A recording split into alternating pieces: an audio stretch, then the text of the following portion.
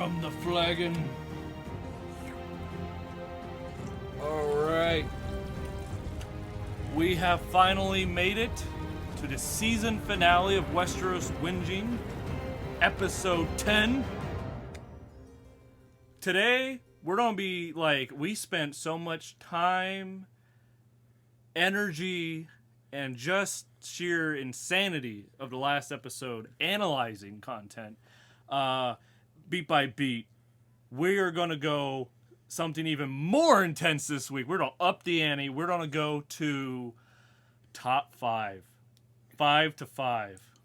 The best part about this idea is it will allow us to retread on shit that was lost to the ages. Like, Really? and I know it's gonna come up. Okay. The infamous Daenerys debate that was lost to bad audio is gonna be a big part of this fucking podcast. I know it. I can feel it now.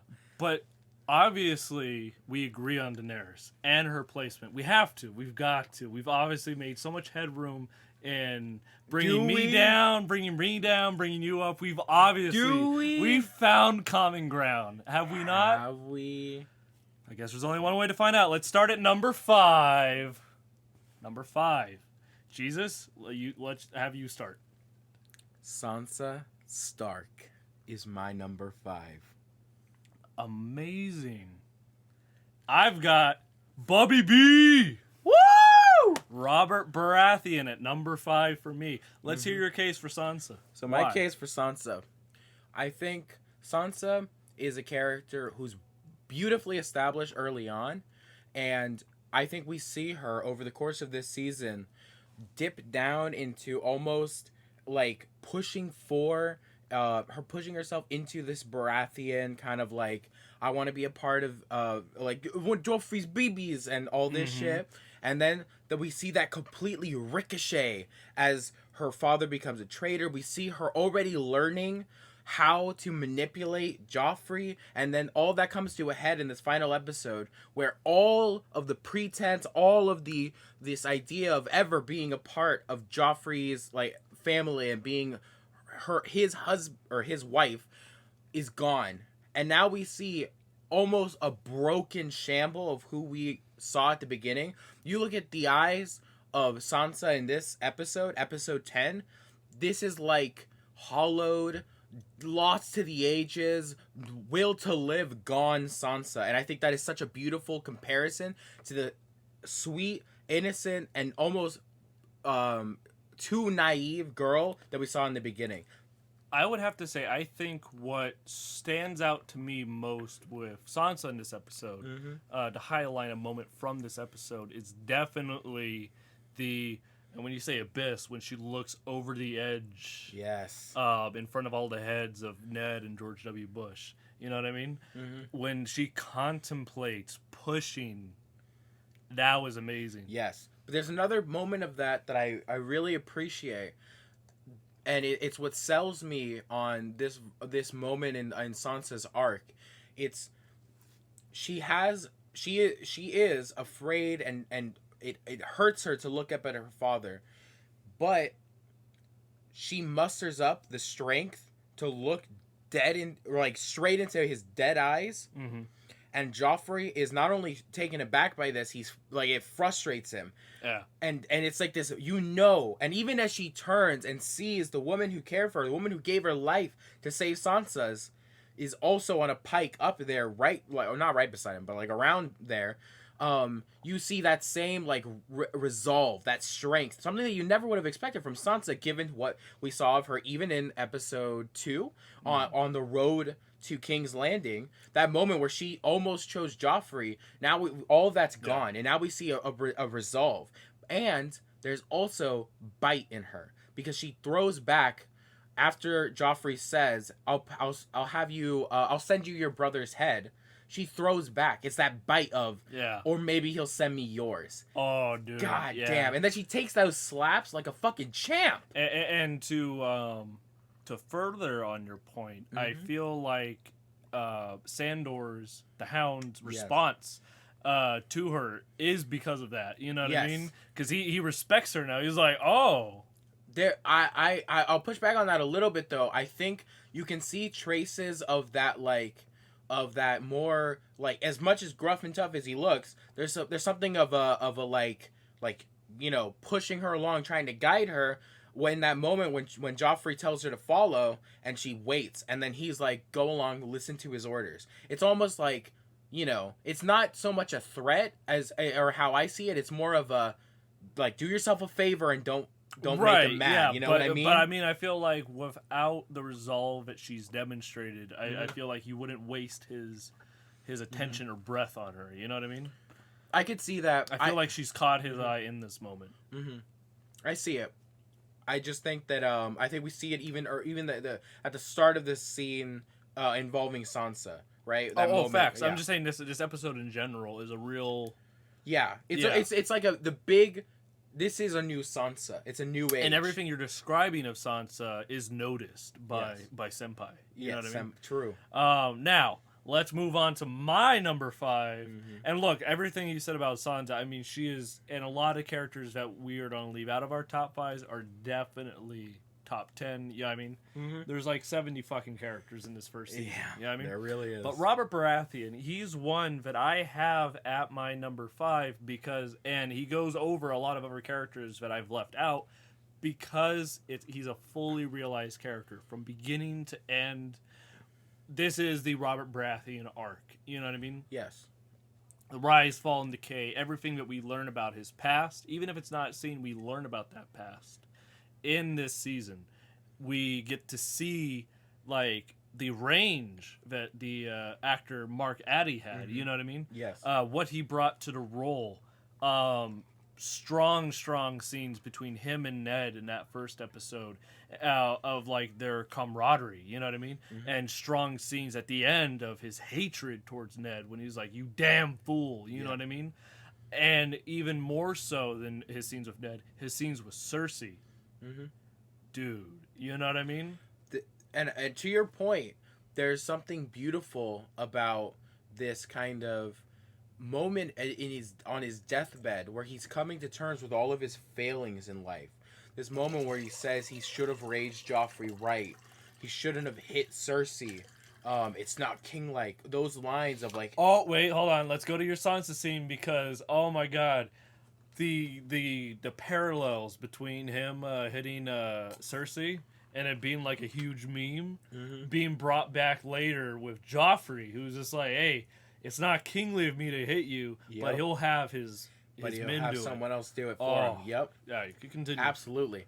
And one of my favorite scenes of this, maybe even my favorite scene of the season, does involve Robert Baratheon. It is that moment in which Robert and Cersei sit across from each other talking about their life and how Cersei used to be a doughy-eyed Sansa, like, in love with the king, and he never, ever saw her that way. That's the hardest part. He could never look past Lyanna. That's the hardest part of doing this top 5, is there are so many great scenes, like Robert and Cersei, and the question is, for the best characters of this season, who does that scene go to?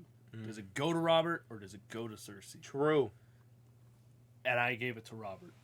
Maybe I'm tipping my hand and where Cersei maybe doesn't fall on this list. Maybe. But let me talk about that scene in particular from Robert's perspective. Yes. Maybe if you put Cersei on yours, you'll cover hers. Maybe it's perhaps possible that you might end up on the list. Maybe not. So, Robert's eyes. I think that's where most of the acting comes through with him. Because where a lot of people can get hung up on, you know, bring me my breastplate, Cersei. You know what I mean? Yeah. Like moments like those, but it's the pain you see in his more subtle moments that bring him to my number 5. You know what I mean? When he talks about, you know, being blind to, he can't even remember what Lyanna looked like. You know what I mean? That he's just chasing this ghost. You know what I mean? Pain. Such pain. Believe that Robert was chasing the idea of a girl, but even if he got the girl that he wanted, I don't think it would have been much different than with Cersei. I think he was just so enraptured with this concept. Yeah. That absolutely. When it comes down to it, the man underneath, all that bluster, all that power, was always going to be this in some shape or form. And that's what I interpreted it as when he says he's blind to Lyanna, like he can't even remember her. It's because like the Lyanna that is better than the Seven Kingdoms doesn't exist. You know what I mean? She never did. Yeah. And do you have anything more to say about Sansa? In terms of, I think there is I do agree with you. And if I were to say an honorable mention, it would have been Robert. Okay. Right? Yeah. For the 5th spot. But I have to give it to Sansa.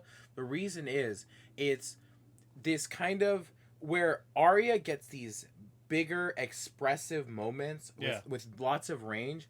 The reason that Sansa is like such a strong character in terms of this first season is just in the small ways that we see her develop and grow, and she goes from being a character so easily manipulated to a character with strong, like almost fuck you energy, and that's such a beautiful arc to see her go through in this first season. I mean, there's no other words for it. Yeah. It's like my final to do with Robert is just that I love so much this singular character that, because I noticed it so much in these last 2 episodes. Like, oh my god, so much of what I love about like 5 or so characters, I don't have that strong conclusion to until like season 2, 3, or 4. You know what I mean? Yeah. And that's what made it real hard. But it wasn't like that with Robert. I mean, he is everything I said in the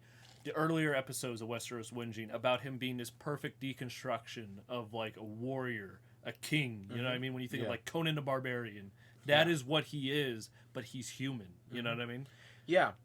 It's I think he embodies probably what is one of my favorite elements that was ever introduced into Thor's story in the MCU. It was this idea that just because you're a powerful warrior doesn't give you the desire to be the king or leader, and it doesn't make you a good one either. If Robert Baratheon is nothing without his whores and boars, if he is nothing without his whores and boars, he shouldn't have them at all. Wow. Fucking powerful. Beautiful. Because Fuck you. Is Robert Baratheon the god of whores and boars? Or is he the god of breastplate stretchers? Now, let me move on to my number 4. I don't think anyone but me will ever understand what you... I don't even think your wife would understand that one. You're the one viewer watching this right now. How does that even make sense? But, my number 4, the great Arya.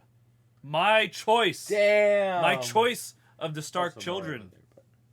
My choice of the Stark children has to be Arya. It was a real fucking hard choice where to place Arya on this list. But what puts her a cut above even the great Robert Baratheon is the fact that we see this journey of like this child stuck in like these very womanly, like traditionally role, you know what I mean, of like doing the sewing and shit, you know what I mean? Yep. Her being stuck in that, aspiring to like, be a fighter, to where she gets a sword, to where she gets to train, to where she fucking cuts one fat boy and then threatens another, you know what I mean? That's Arya. And but to the point to where I think what cements her, and if I swear to God, if she's not in your top 5, we're gonna have beef, boy. We're gonna have beef, because here's the thing: the fact that we see someone, and I think it's tragically poetic, so good, is the fact that she aspires to be in this world of violence, and in the end is forced to be against her will. And to give up her femininity in order to... Yes, forcibly. Yes, it is. Oh my god, that's like fucking wish upon a star. You know what I mean? Absolutely. Insane. Jesus, you're number 4. My number 4 is Tyrion Lannister. Wow. Yep. That's low for you, my dude. For me, yep, I'm a Ooh. big fan of Tyrion. Shaking. I'm a big Lannister simp. But he is number 4 on this list. Yeah. And you saying simp on Twitch is on this. Oh, fuck! No! We're banned! It's over. Permad. Gone too soon. Okay, It's why? okay. What? It's okay. What is Only it? I can report us right now. You would though. I would. Okay, I would. so Tyrion. What? Why? Tyrion Lannister is, at first, he almost seems like any other Lannister. You know, there are scenes that make him seem dismissive, kind of like an asshole. You don't really understand the full breadth of what he is and who he is.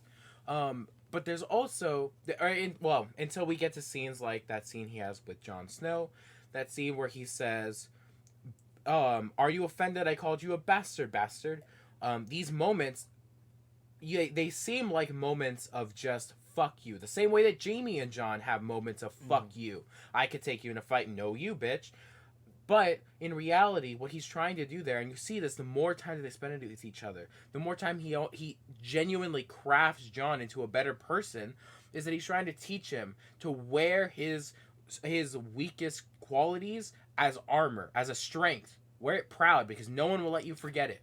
These moments, that's the core, and we see this with more than just Jon, but with Bran. Why are you talking about Jon, though? Because I think this is a great spot for me to interject. I chose Arya, you chose Tyrion, and you're talking about him with Jon, but this is where I've got to say, Jon did not make either our list. I'm not like leap of faith. You didn't make your list? He didn't make my list. He didn't make my list either. I chose Arya over all the Stark children because... as far as the children go, I chose Sansa, as you know. Right. But you brought up Jon, and you're talking about these great moments with Jon. I was just like, yeah, but the reason why these great moments with Jon are great is not because of Jon. They're great because of Tyrion. Yeah. And the thing about Jon is, like, we talked about the sin, because this is our season 1, so we kind of got to recap. Okay, what is the status of Jon at the end? Every single problem that we had in our early episodes about it being, like, a wee bit too quick and not enough there compared to the god tier vignettes of Daenerys are still present at the end. It's like, holy shit, he runs away from home, his friends give him a hug, and then he comes back. The end. That's it. Look, there are strong moments that Jon experiences, but I think his biggest flaw in this first season, is that a lot of his strongest moments are when stronger characters with more experience share their wisdom with him. So you have Tyrion, you have Mormont, and you have even Aemon. I think his name was Aemon. I'm 90% sure it was Aemon Targaryen. but it was Aemon Targaryen. These are some of the best even Samwell has great scenes with him. But a lot of those moments I would attribute more to the experience and the knowledge of the other characters, because Jon is in his learning phase. He's still he's picking up everything, all these qualities, and they're going to, I'm sure, progress into a great character. But right now, he's baby mode. Yeah, and that's perfectly said. That's what leads me into why Arya is such a strong number 4, is because when I get to the end of Jon at season 1, or Bran, I'm just like, what was the point of your story? It's like when I watch Black Widow. It's just like, why was this made? Like, what were you trying to tell me about Jon? You know what I mean? Yeah. And there's a lot of great material there, and they did tell us something about Jon, but it wasn't to the degree that Arya. You know what I mean? Like, Arya is just a fully realized tragedy. You know what I mean? Now, but give me a sec here, because you railroaded me on my. I have a lot more to say about Tyrion. Believe me. Oh yeah. Tyrion proves himself again, not just with Jon Snow, but with Bran. When he comes to the Stark home in Winterfell, and he gives to Robb the schematics to make Bran a saddle that allows him to ride again. I'm not your Lannister boy. Yeah. Or I'm not your boy Lannister. Yeah, I'm not your boy Lannister.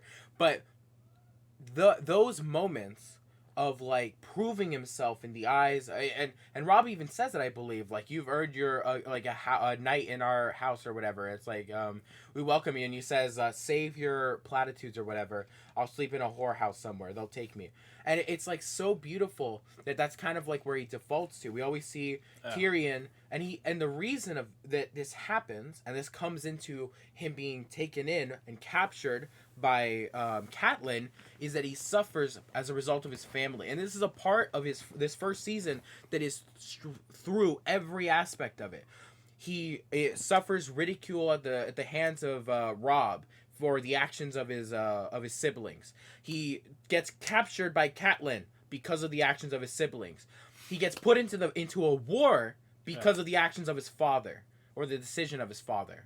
And this final moment, and obviously we learn about the backstory of everything that his father and his brother put him through, specifically his father. And this final moment that he has at the end, this character who we understand to love his family and to be such a loyal man and also a good man, his final action for the season is a big middle fucking finger to Tywin Lannister.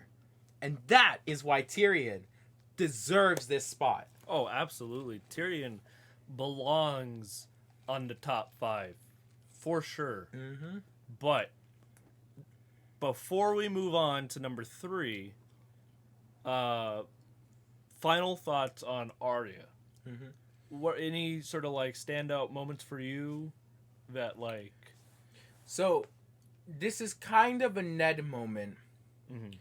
However, there's this scene on the stairs in which Ned sits down. He catches Arya trying to catch cats, right?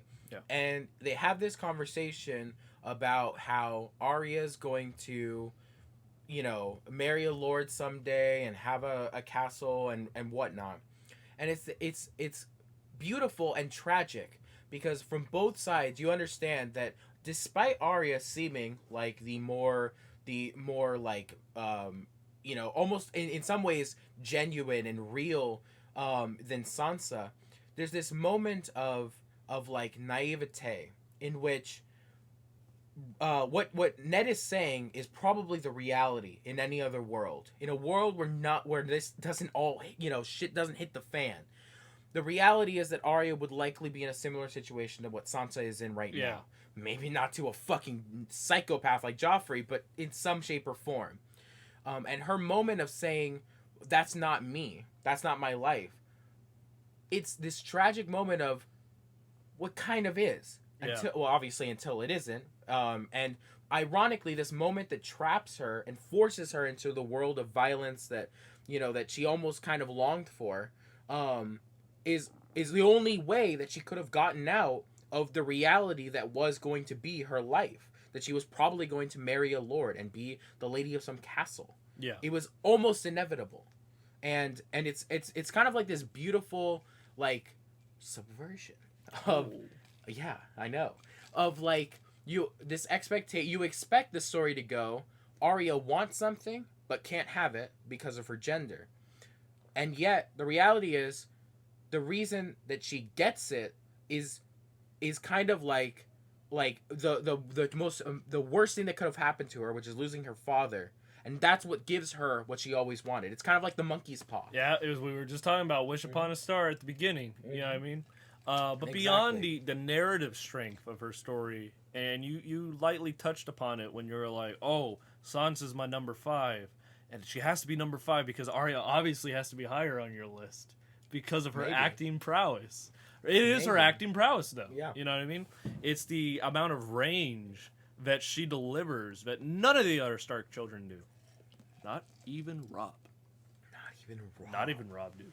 Wow. Dude, Arya's range is on a different level. But fuck, we've gushed about her so many times before. True. Just like my number 3, a character that provably so I like more than Jesus. I like Tyrion Lannister more than Jesus at my number 3. Oh no! You fool. You absolute fool. What can I say about Tyrion Lannister that hasn't already been said? Jesus? Nothing. By you! Yeah. Right here, right now. I laid the perfect case. You're right. Need you say anything at all? I feel like you touched. Evidently. Yeah, I It feel does like need to I be feel said. like you touched well on his relationship with Tywin. However, you scanned over him and another character, which did not make my top 5, but damn well close. I mean, Bronn is one of those characters. Bronn is one of those characters that I was just like, I love him so. Just like a couple other characters I'll mention in a bit, when you obviously noticed him not in my top 5. But Bronn is one of those characters like, man, I love every second of him on screen. But you know what? Maybe he's just a character that exists for the sole purpose of serving Tyrion. And that's the reason why Tyrion is going to be the one on my list. You know what I mean? Tyrion and the way... I mean, you said it all. The way he gets out of those situations. Yep. Taken prisoner by the Hill Tribe. Yep. By the Starks. You said it, but it's just like sometimes you got to re-say it. You got to go into it because the way he gets out of it, dude. Yeah. Phenomenal. I want to just highlight the moment, and we talked about it in a previous episode, but when he gets out of the cell by his bargaining with the scarred dude, you know what I mean? Yeah. So good. And then his relationship forms with Bronn, bring it back to what I was talking about before. All of that is phenomenal. The fact that he gets to the point that you were talking about with Tywin is the reason why I put him there. It's his journey. Yeah. And not so much his like wisdom that he passes on to the wayward boys of Westeros. But it's his journey of getting kidnapped and just I mean, he's always putting the worst situation in this season. Yeah. And he always gets out of it. And he ends up the hand of the king. That's Ascension. Yeah. It was really tough between me choosing Tyrion or Arya. And I just feel like his journey, and it partly so because he was the only character who was actually able to see every single cast member. He went from all over the goddamn map. He actually went, albeit not Daenerys. Not Essos. Yeah, but of Westeros. He went to the Wall and back, which really gets him into even the Vale. You know what I mean? That storyline. It gets him everywhere. Yeah. That is what put him over Arya for me. And it closes off with his return to King's Landing, because he really has been everywhere, right? He went to the Wall, the far north. He went to the Vale. It is the Vale, right? Or the Reach? They might be one and the same. Dude, honestly. I'm trying to think right now. Okay, I've been talking about my number 3. Did you say your number 3 yet? I have not said my number 3. Dude, that's the Tyrion curse on Jesus. Yeah. I want to talk about Tyrion more. But, all right, my number 3 is motherfucking Littlefinger. Dude, yep. This man, it is an arc in and of itself. It is it's a ploy, a trap laid by him on this man who essentially, whose brother stole everything he ever wanted, and who Ned followed up by saying, "Fuck you, I'm gonna take everything you ever wanted as well." His cuck twice over. If Yes.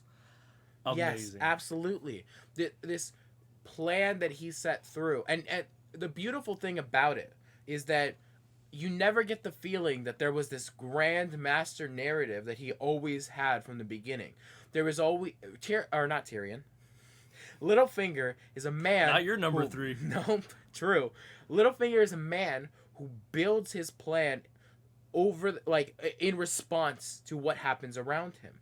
Had Ned decided to take Littlefinger's advice, none of this would have happened. He would not have been captured. He would not have been betrayed. Even though Littlefinger has that spite for him, he hates him, he still saw him as his best way of getting what he really wants, which is the throne. But unfortunately, Ned, too stuck in his honor and pride, was unable to see the forest for the trees, and therefore Littlefinger axed him. Littlefinger is definitely a character that would probably be my strongest contender for 6. He was one that, more so than Bronn, he's not just a character who, like, I enjoy every scene he's in. Like, fucking Littlefinger was one where it was like, it was a hard choice, but it's like Bobby B knocks him out, you know what I mean? It's fair. Because I find Robert Baratheon just a more realized, because I have that endpoint, you know what I mean? Yeah. I can see that. It's just there's something so strong about the way that Littlefinger plays with everyone, and one of the best scenes of his is this moment that he shares with Varys in the throne room. Yeah. This back and forth, this understanding that they are one another's greatest enemies, but also in some ways their greatest like friends in terms of their understanding of one another. Yeah. You know, they have like this back and forth that's almost like buddy cop comedy gold. You know, it's like this clear like. But intellectually, like a true whetstone to a sword for each other. You know what I mean? And so different in that as well, though. So intelligent, you know, equally so. But that one man longs for the throne for his own, like, to see himself always ridiculed, always belittled on that throne above everyone else. While one, having suffered such loss, such a tragedy, that he ends up almost more of a guiding hand for whoever he believes deserves that spot, right? Yeah, and not just like deserves that spot in like a blood sense, but like whatever is for the good of the realm. You know, I mean, he's a real ideologue. Like it's for what he believes in. Versus, absolutely. And that's why he doesn't see himself there. You know what I mean? He doesn't fit the role to play. You know what I mean? And Varys is one of those other characters, like Littlefinger, that is strong around that area, where it's just like, you know what I mean? Because him and Littlefinger were two that like they existed in my top 5, but then when I started to place other ones, like I can't put Littlefinger and Varys above Tyrion. Who would put Littlefinger above Tyrion? I would put Littlefinger above this Tyrion. This fucking fool. Oh my god. Anything more on Littlefinger? No. Yeah, it's just like, and we covered Tyrion, so. Yeah. No, you're not wrong. Number 2. Jesus. You're not ready. I know you're not. Okay. I'm looking at the camera. Cersei Lannister. Are you ready? She's not in my top 5. No! I already know though. I already knew. Coming when you said fucking Arya's name, I knew she wasn't gonna make it because I knew. Really? Yep, I knew it because I knew you got 2 slots. I thought the giveaway when I was saying like I chose Robert for that scene over Cersei. I thought that was a giveaway. Oh, that's a good one too. Yeah. But I'll have to fight you on that right now. I was foreshadowing. My number 2, and you know what? This is a great one because our 2 number 2s, they got great back and forth. I already know it. You don't have to say it. Rip. All right, go for it. Ned Stark. Yep. I knew it. Yeah. I knew it. I know how to kill my enemies. Hell yes. Yep. I know how to kill my enemies too. Dude, these 2? Oh, man, I went into this top 5 thinking we were like fucking beat down, but there's just so much character appreciation. You know what I mean? Okay, so Cersei, you got number 2. Yeah. Let's go. So the thing about Cersei Lannister is I see that scene, my favorite scene of the season, not totally different from you, but I have a deep appreciation for all of these moments led up to this speech that she gives to Robert, this question that she gives to him as well, of could it have ever worked between the two of us? You know, this question of, is it possible that I could have not been turned into the woman I am today by you? And it's so beautiful. I the way that I kind of conceptualize her character is in all of these moments of manipulation that we see in the early episodes, these twists and these turns of you know, this moment that she has with Catelyn, for instance, where she talks about how she lost a child herself. There's so much in that moment. This she's expressing a real feeling, a real emotion, a genuine connection between herself and Catelyn, but she's also making herself the least likely person to have ever done this to Bran, in case that would ever come up, which it will, as we know. This is because it would be like them trying to figure out who did it. And so Cersei is accomplishing so much in this moment, but also shows you so much about how she ended up who she is. And then that's followed up by these little twists and turns where she tries to get Tyrion framed for the murder, and then we see her with in that moment with after Joffrey gets his hand bit, we almost hate Cersei for what she puts the Starks through, what she's done to the Starks, but then we get this moment of humanity. This real, genuine Cersei Lannister is only a byproduct of what Robert has done to her. And that recontextualization, the spin, and it even turns that line, which you commented on, Robert, that she said about Robert, in which she said, and Robert reacted as all men do, with absolutely beating the fucking wall. Yep. And it shows you, it's the only way they're able to express pain in this in this world. Exactly. And through that we see the type of life she lived and what led her to throwing those jabs at Robert where she can, and her reserved kind of like almost like pulled back, but like no less like antagonistic for it. Like she holds herself in. She holds this visage of, I am above it all. I don't care that Robert's basically slapping a barmaid's ass in front of me. But she does care, and she throws the jabs where she can. And no better way is this expressed than with Ned. Someone she can go toe-to-toe with. Someone that she can almost directly say, you're going to try to kill me? No, bitch, I'm going to try to kill you. Dude, the tragic part of that, though, is he's not. He's trying to save her. He's like, take your kids and go. But the problem with that is, and she knows it too, just as much as he does, or maybe he doesn't want to believe it, Robert would find her. No. He's the king of the realm! I know, but Ned has to believe in his rescue plan. Do you think... I don't think Ned could ever stop him. I don't think it's possible. Ned believes that he could get away with it. Ned believes that he could get him Ned out. may believe it, but it's not true. And Cersei knows it. That's why she says, when you play the Game of Thrones, you either win or you die. Because if she gives this up, if she gives up the closest that she has ever been, or ever will be, to the throne, then she dies. Her and her children are gone. Okay, so let me... This you know what? I've changed my mind. This podcast is like way too wholesome. Let me inject some fire and blood into this. You haven't even told me what you like about Ned. Well, no, I'm about to tell you what's wrong with Cersei. Fuck you! Exactly. Let's spice it up, baby. The problem with Cersei is she has the same trappings of Jon, all right? She is far and beyond better than Jon, don't get me wrong, but she has the same trappings. I get to the end of the season and I'm just like, okay, I love this character, but what are you trying to tell me? That she can fuck Lancel Lannister? Like, what? That's the last part? That's your end game for season 1? That's where she falls off of my top 5, because I'm just like, here's the thing about Robert, dude. Like, let's talk macro. Let's not talk about these micro scenes of yours. Let's talk macro. Like, what is the arc of Cersei?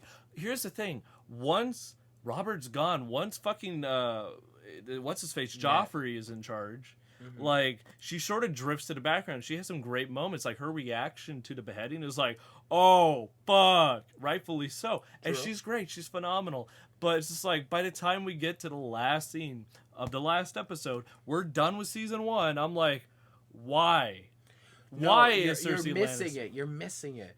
This beheading of Ned, this loss of control that is very much clear to her, that she lost any semblance of the idea that she could control Joffrey in that moment. This was, like Tywin said... Would be nice if we could have seen it.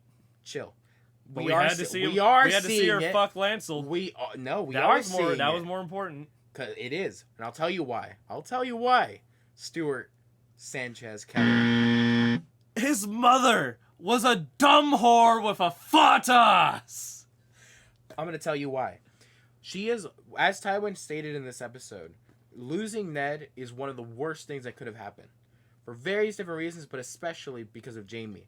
And seeing Cersei, you know that. You don't need to be told that. You know that they lost Jaime, and now she's lost the only piece that she could have had to get him back. What does she have now other than the pleasures of the flesh and someone who could maybe remind her of Jaime? It's this moment of vulnerability. It's this moment of I need more. I need more reaction to her losing Jaime.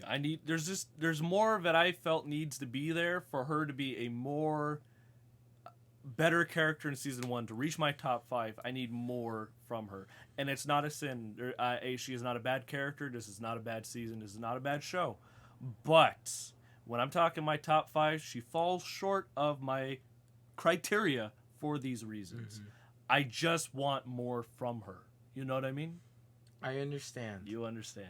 But you're wrong. But let's talk Ned, because when it comes to Ned, he's far and beyond better than Cersei Lannister because of the same reasons as I spoke for Robert Baratheon. We have this full realized story, and he's better than Robert for the fact that he lives longer and we got more scenes. True. There's just more of Ned. I agree. Not physically, but character-wise, there's more character to Ned.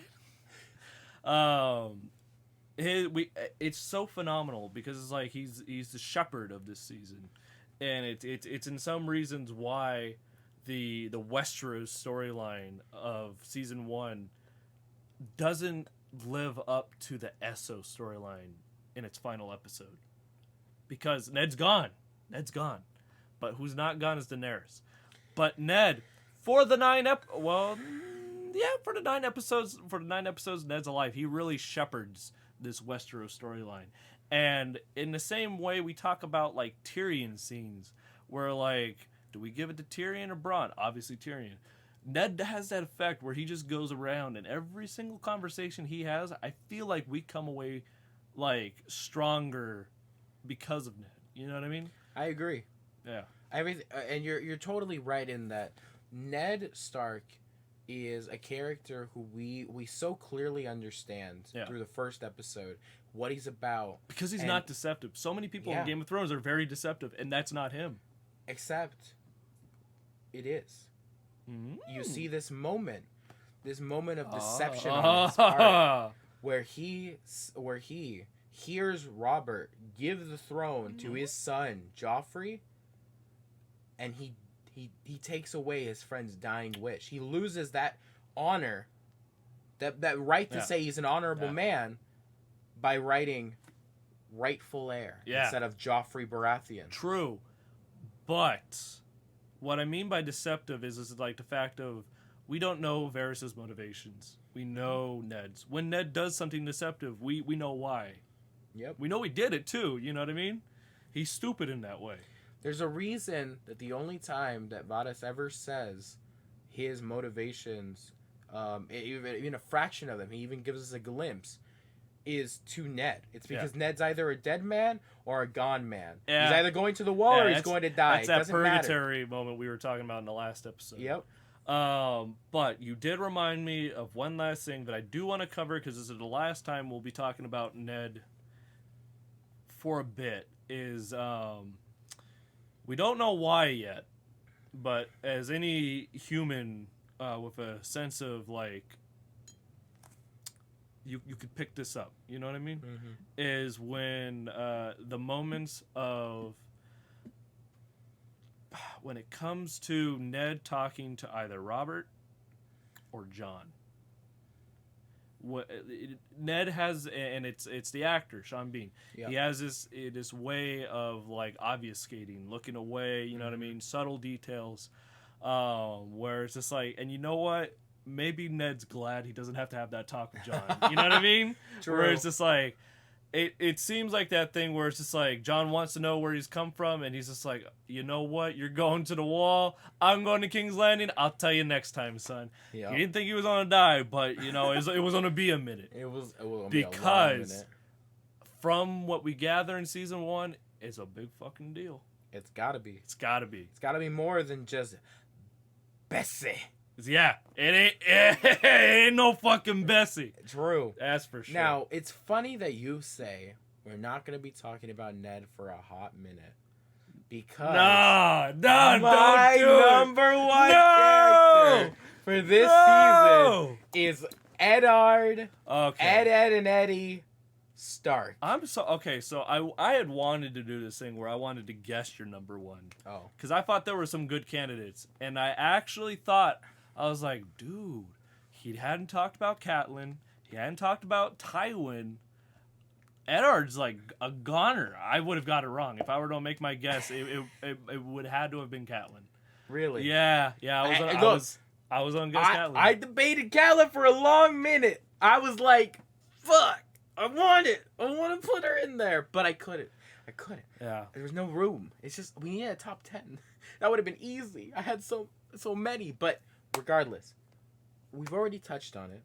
We already agree, which is maybe not quite to the severity, but Ned, And Eddie. Eddard, Right? is just the most perfectly accomplished character of this first season. It's just beautiful. This arc that he has, this it takes him from the most secure, the most safe and honorable that he ever could be in Winterfell among his family, happy and strong and healthy, and it breaks him. It tests his morals, it tests his character, and it shows that inevitably even a man like Ned could give in to the temptation when he writes that letter that says rightful heir. It wasn't the moment in that cell to save his daughters' lives that was the moment that he gave up his honor. It was the moment he wrote that note or that letter to the future, council or whatever. That was the moment that he broke his honor, that he truly lost the semblance of this perfect paragon of true virtue that he held himself to. Those are the moments, as much as he can, grovel in that cell and say, I'm a man of honor. I learned how to die a long time ago. I'm not going to give that up for a few more years. You can say it all you want. You already gave it up. Your honor is gone. I look, and I just said it. Ned's a great guy. Yeah. But when we're talking about the single greatest character of Game of Thrones, we're talking Season 1.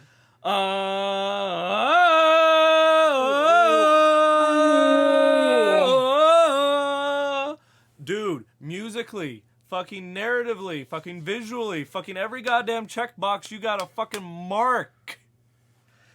Now, because I already know who it is. Oh yeah. Obviously. Oh yeah. I will give you. I tried really hard to keep her on this list because I really enjoyed these last 2 episodes that we watched together. Yeah. I have problems, Yeah. as we've discussed, Yeah. and we will definitely discuss in a minute. But I really wanted to because I think she has a strong finish. Yeah. I mean that's narrative. You know what I mean? The fact that she starts at her weakest point and only grows. Jesus, can I submit to you? Does she get better every single episode? In terms of quality of character, or in terms of rising in terms of literal power level? Both. I would disagree with that last part. After she I mean, there's a she power loses struggle. No. No, I mean, I feel like by her getting the dragons, there is no greater power beyond that. But I mean, I would disagree, but sure. In a rough sense, the power scale is what is political power in the Dothraki second to Khal Drogo compared to having your own dragons? It's gonna be rough. But, she got something there. She's got something. She's got something there. Well, what I really meant was quality. What I meant was is her weakest point. I feel like both roughly, but what I mean is quality. Is the fact that, we start at her lowest point in terms of, she's not in our top 5. Mm-hmm. And for me, grows to my number 1 by the last 2. And look, I have far and beyond way too much respect for you to fucking scream at you for not having her on your top 5. I tried so hard. No, you, Jesus, man. I'm so glad really because did. we talked about Game of Thrones years before we even did a Westeros Whinging podcast, and I know damn well she was in your top 5 worst characters of season 1. She was. Yeah. Yeah. So the fact that you have rewatched and like heard some of my like analysis and come away with it not in the, Hating her. right. I'm just No. like, fuck, man, I'll take it. I 100% agree because Yeah. I remember there was a rewatch. Yeah. I did. It was previous to this one.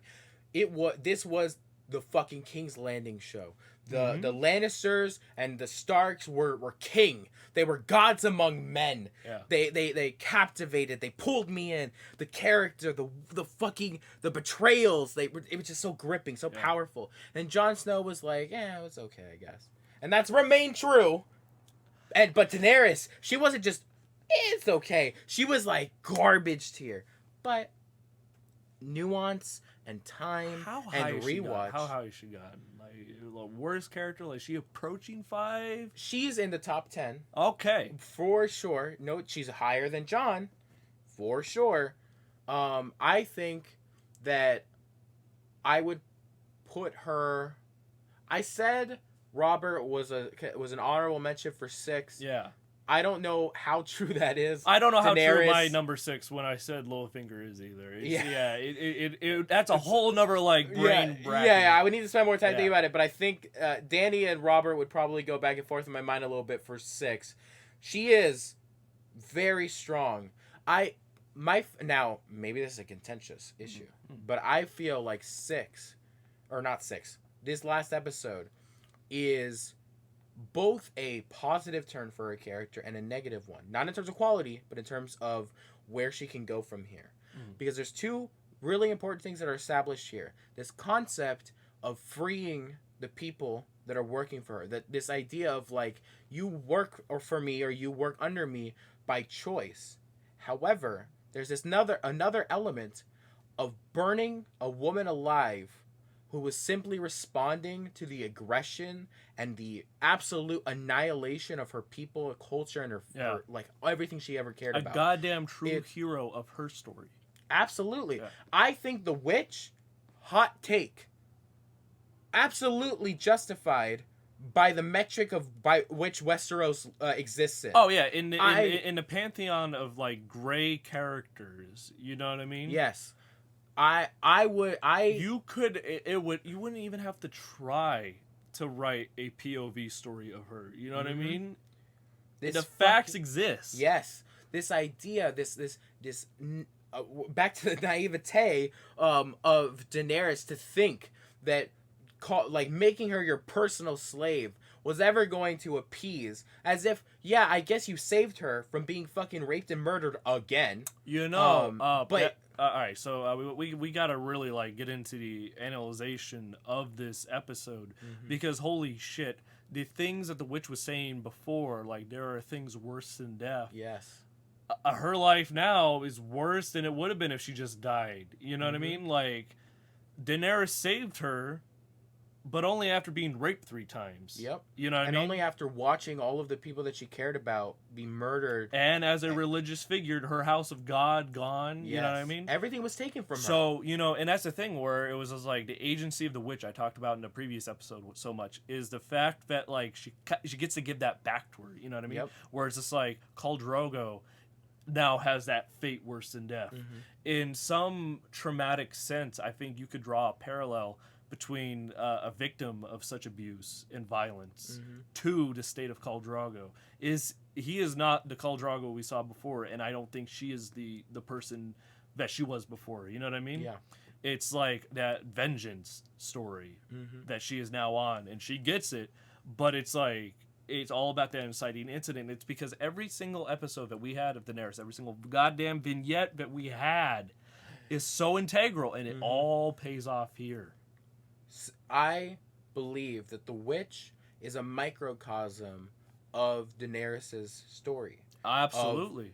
She, maybe not a literal king, but in some respects, a healing power of your community is almost more important than any ruler, right? The ability to heal and to care for the people is an important and valuable skill. She had a position, a religious position, and Daenerys came in like Robert Baratheon to destroy everything that she held dear. Yeah. And then The analogy kind of shows that like Daenerys has this desire to take back the throne.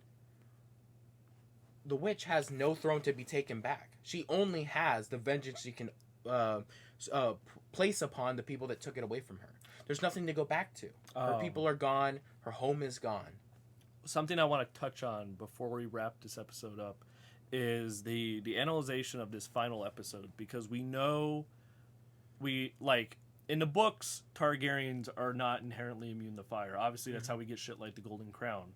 And even the discussion, that's what's so phenomenal about George R.R. Martin is the subjective nature of what happens. You know what I mean? Like we see something supernatural like her walking out of the fire.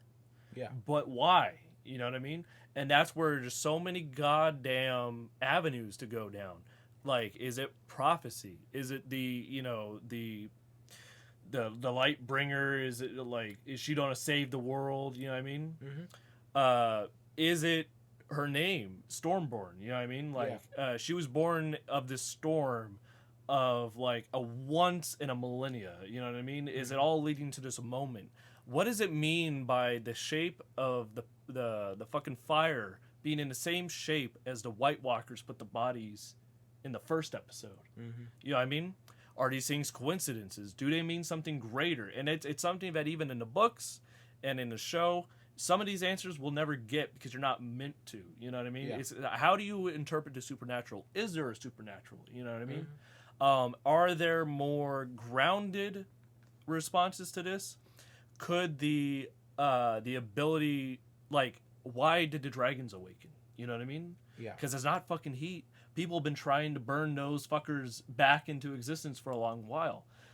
Something that I ponder a lot when I've rewatched this over and over and over again is the idea of the sacrificial element. You know what I mean? Like, people, like, the Mad King, part of his story is the fact of like trying to reawaken the eggs, like wake the fuck up, you know what I mean? But it only awakens now. I think it has something to do with, I think there's two avenues. Let me explain to you my first avenue, all right? Yeah. Each dragon is awoken by something. I think one is definitely the death of Drogo. I think that is an active choice. I think that is, he's basically like Drogon. You know what I mean? I think we could go. The second one would be the baby. You know what I mean? The question is it the baby or the other one could be?